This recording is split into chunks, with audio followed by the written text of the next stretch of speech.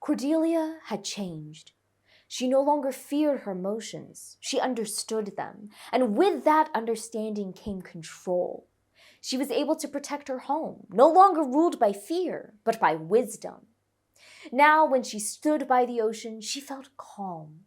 She knew her power was in her control and that she would always be connected to the sea.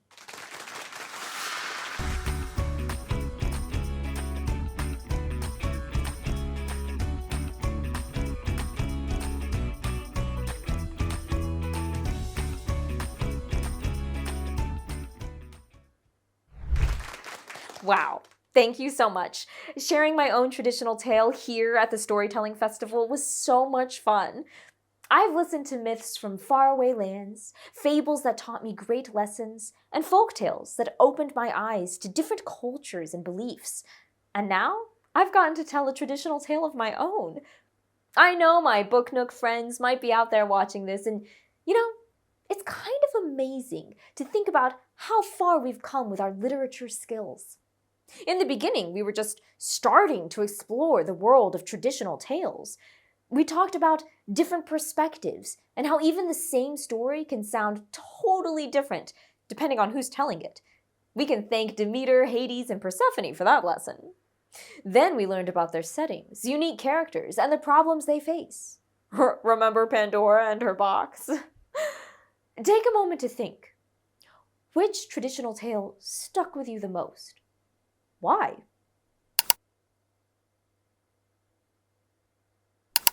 We also studied the rich language in these stories, like idioms, proverbs, and adages. I'm thinking about phrases like spill the beans or look before you leap. These may be old, but they still pack a powerful message. We even learned how to solve a challenging puzzle like Theseus and his maze, using context clues to dig deeper into the meaning of the words in a story. Then we turned into storytellers ourselves. We learned how to build our tales using the hero's journey.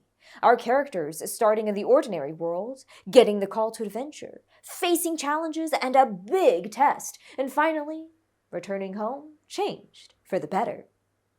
Finally, we learned how to introduce and perform our stories using public speaking skills to share them with confidence, like I'm doing right now.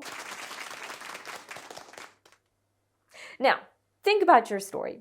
What part of the hero's journey was your favorite to write? Why do you think that part stood out to you? And now, here we are, wrapping up our journey as storytellers. But wait, honestly, I don't think my journey is ending here.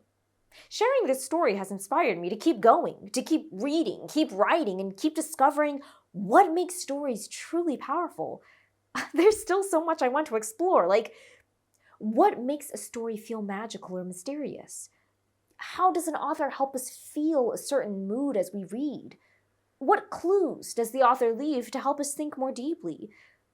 What happens when we hear a story from different points of view? How do characters grow and change? And what does that show us about the big ideas and lessons of a story? These are the kinds of questions I'm so ready to dive into. How about you? What is one question you still have about stories that we could explore together?